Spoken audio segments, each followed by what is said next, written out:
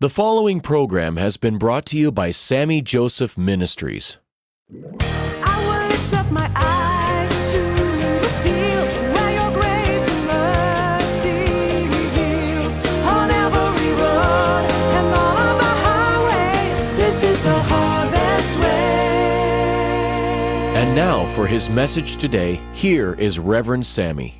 So I'm going to be reading to you from this book today. I'll try as much as possible not to get carried away and preaching. I really don't like preaching from notes. I have my notes, I have everything, but naturally I get carried by the Holy Spirit. Now I better behave myself today and not be carried nowhere, but be carried right now into the spirit of this book. And this book will bless you so much in every way. You can ask for it in any of the stores, online, everywhere online, on the Amazon, on Barnes & Noble, on HarvestWays.org.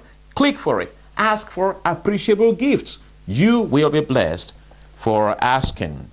Now, so today, I am reading from page 43 and growing gracefully into the different seasons of friendships. Now, friendships, just like the different seasons of life, go through different seasons also. In real life, we have the summer, we have the winter, we have the autumn, and we have the spring.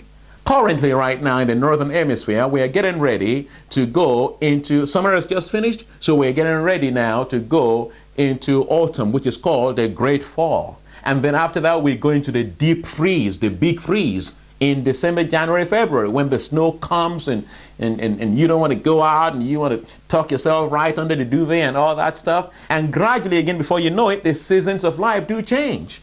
They will change. They do change. And then we go into spring. I love spring. I love the flowers. I love the smell of the flowers and all that stuff in springtime. And then the heat, super heat time comes in summer. Now, so also as in life, we have in relationships. So also as in life, we have in friendships. Friendships will go through different seasons of your life. So today, I am going to teach you on additives that you need to get in hand, get in hand for such times as this that we're talking about. As your friendship settles and tangles roots with the soil of the other person's heart, you will soon realize that it requires more than just the basics. What are the basics? We've been talking about the basics now for the past 2 episodes. Number 1, early acknowledgement of the source of your friendship. Number 2, the need for knowledge. Number 3, trust. And 4, integrity. And 5, truthfulness. Loyalty to common causes and interest. Timely openness. You begin to get open to your new friend. Mutual sincerity, respect, and admiration. And then the ability to willingly inject fun and laughter into your lives, laughing with and laughing at each other. And so these are the 9 basics that you'll require to make sure that you begin to have a good time with your friend and draw hearts and magnetize hearts together. Now today I'm going to read to you from this book how you will be able to prepare for the different seasons of your friendship. So grow therefore, deepening roots through the spring into the summer seasons of friendship, keeping the richness, health, and vitality of your friendship soils with such additives as vulnerability, transparency, knowledge, wisdom, and understanding, tact, and selflessness. And then in the fall or the wintry seasons when things are getting, really cold and a little bit frozen, you get ready with such additives as forgiveness. Oh yes, you heard me right well. Forgiveness, sensitivity to each other's needs or lack, exchange of gifts, redefining boundaries and keeping within such boundaries, the ability to lovingly confront wrongs with the aim of restoration, and a wholesome demonstration of a genuine sense of dedication. Now let's try to attack and approach these 5 points. I'm going to read from here, and wherever I stop is where I'm going to deem it that the Holy Spirit wants me to stop today. And I will go on from there. If I don't finish up, I would ask you to get this book. If this book ministers to you, you go get it. If you hear the Holy Spirit speaking to you through this book, you go to the stores and get a copy for yourself. Now, all these points, let's talk about them one after the other. So number 1, let's talk about vulnerability that is originating from genuine and godly openness. When someone has a secret agenda or a hidden impure motive for desiring friendship, the very first tool that they will deploy is holding out. Undue restraint of self from being discovered and or holding out useful pieces of information that will potentially help the other party to determine whether or not they would like to pursue relationship or friendship with you becomes a deliberate ploy at self-preservation. Remember that the sin that Adam and Eve committed in the Garden of Eden was the same sin here that led to the downfall of Adam and Eve in the Garden of Eden. So you want to be very careful of not holding out useful pieces of information. Some of the times people who have suffered rejection, emotional, physical, or psychological wounds due to abuse usually have a huge task opening up to new friendships that could potentially bring them blessings. They may not be able to afford being vulnerable. Now, vulnerability is that quintessential ingredient necessary for a true and effective bonding in all friendships. Yet, it is the super glue that most friendships do lack.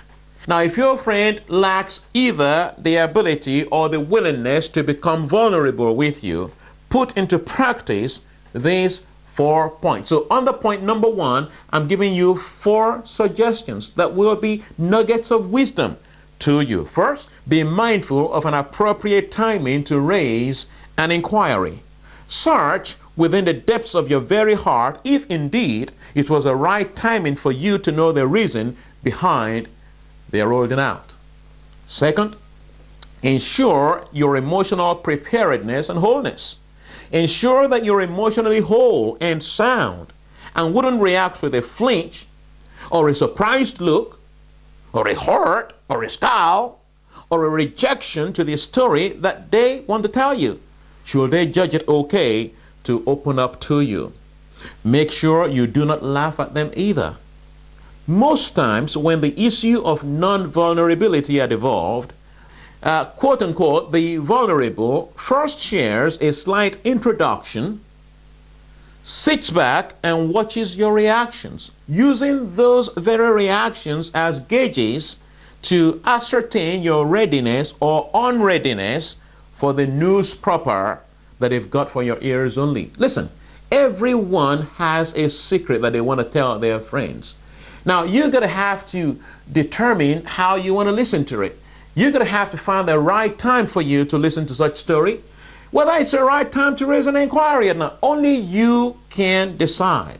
Second, you get ready emotionally, get yourself ready to hear their story. Now, while you prompt your entire being in readiness to listen and learn, again, please do not laugh at them. Neither you wear a smiley face. Get a firm hold of your posture, that you do not appear as uptight either, so as to convey an attitude of irreverence or the looks of overt seriousness that will make you appear false and imitative. Third, do not resort to pressure tactics. Never ever demand, neither pressurize anyone to become vulnerable with you. Rather, nurture them with plenty of trust and reassurances that have come out or originated from a true, sincere, and friendly heart. I have always told people that meet me that I am a genuine minister of God and I'm not going to take advantage of you. Neither will I allow you to take advantage of me. You may also want to try that and see how many folks you freak out. First, engage patience and calmness. Patience and calmness are virtues that come with soul discipline. No human being was born with an automatic propensity to be patient. Like all virtues, you have to learn to cultivate it. When you've demonstrated virtues that you intrinsically possess, it wouldn't be difficult for you to win hearts. Point number 2, transparency and honesty, which should not be employed as control mechanisms. Some people within minutes of your first meeting have narrated all their victories and sorrows and woes. You could hardly understand why they seem to lack an ounce of discretion. The reason for their display of foolhardiness is not far-fetched. Most oftentimes, people who lack discretion, setting a guard over their hearts, are either psychologically or pathologically impaired. Except again, they are relationship control freaks. Theirs is an unhealthy transparency, the style of most friendship fraudsters. Healthy minds, on the other hand, steer a mile and a post clear of manipulation. They know just when to open up or when to close up. They are honest to a fault without inhibiting fears of recrimination or remonstration. Third, knowledge, wisdom, tact, and understanding. With wisdom, you ask questions in order to gain insight into your friend's personality. Do not assume an answer. If your friend is shy, thus not asking questions, that might be a signal to you that they will prefer the option of a provision of a leading question. What is a leading question?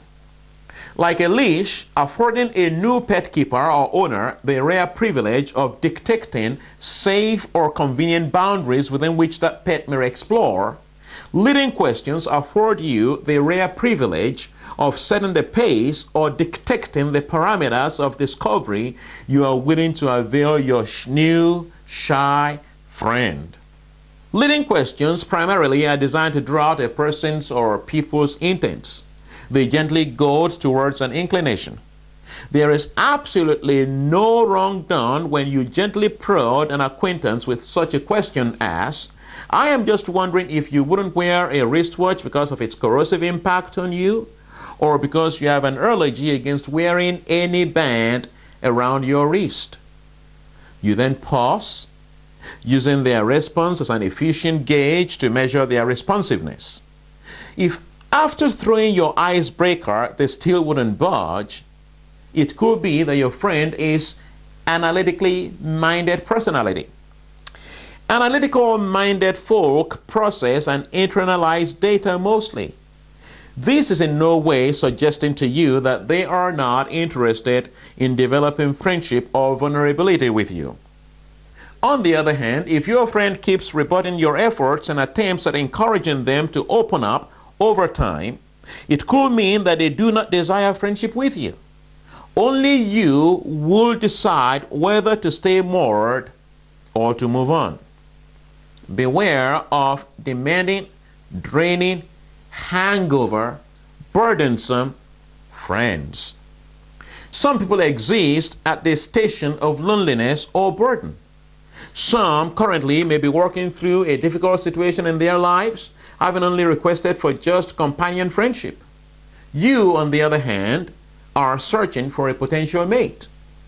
Agreeably, so glaring it is that your attempt to quicken the pace of your friendship status onto that of falling in love or lovers alone will, in all likelihood, lead to your eventual complete fallout both. You know why? This is because your individual needs, or what I call friendship specs, exist diametrically opposite each other's. Charles C. Colson's affirmation cannot be truer. He said, "Friendships may end in love, but not vice versa." Today I pray that God will carry this message by the Holy Spirit into your heart. Join me next time for yet more on friendships. Thank you for listening to today's broadcast. Please take time to visit our website and order any of our books at HarvestWays.org. We deliver around the world. You may also support this ministry on the same website, HarvestWays.org, by clicking the Sow a Seed button. Connect with Reverend Sammy on Facebook and Twitter, searching for Sammy O. Joseph. This broadcast has been paid for by the Sammy Joseph Ministries. We thank you for your generous support.